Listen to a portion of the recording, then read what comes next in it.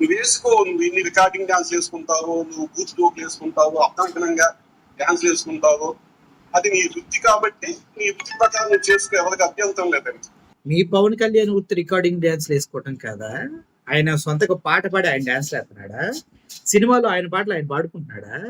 ఆ ado recording dance వేసేవాడే కదా భయ్యా. మొహానికి రంగు వేసుకొని డూపుని పెట్టి సినిమాలు తీసేవాడే కదా. ఏవిడన్నా సొంతగా ఏమైనా చేస్తుందేమో, అదంతా డూప్ బ్యాచ్ కదా. మనకి ఫైటింగ్ రాదు, ఏం రాదు, పర్సనాలిటీ లేదు, గతంలో మొత్తం దొబ్బింది, అంతా జీరో. డూపులు పెట్టి సినిమాలు తెస్తున్నారు, పవన్ కళ్యాణ్ పెట్టి అమ్మేస్తున్నారు. హరిహర వీరభద్రలో అలాగే అమ్ముదామని చూశారు, చివరికి ఎవడ కొనక దాన్ని పక్కన పండుకారు. అట్లా ఉంటుంది మనతోని. రికార్డింగ్ డాన్స్ లేక మీ పవన్ కళ్యాణ్ వేసేది సొంత డాన్స్ వేస్తున్నాడే ఏంటి? తెలుసుకో అన్న. అభ్యంతరం ఉంటే సెన్సార్ బోర్డు వాళ్ళు, లేకపోతే ప్రభుత్వం వాళ్ళు, ఆ టీవీ ఛానల్ వాళ్ళు దాని గురించి మాట్లాడతారు, చర్యలు తీసుకుంటారు. మాకు అభ్యంతరం లేదు, ఇష్టం వచ్చినట్టుగా వేసుకో.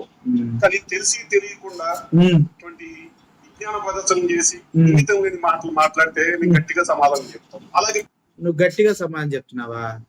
నీకు 100 రెట్లు గట్టిగా సమాధానం మేము కూడా చెప్తాం. అర్థమైందా? ఎవడరా నువ్వు అసలు? ఎవడు ప్రజాక్షేత్రంలో రాజకీయ నాయకుడు ఇంట్లో కూర్చొని పల్లీలు కొట్టుకొని తింటానిక గెలిపించింది?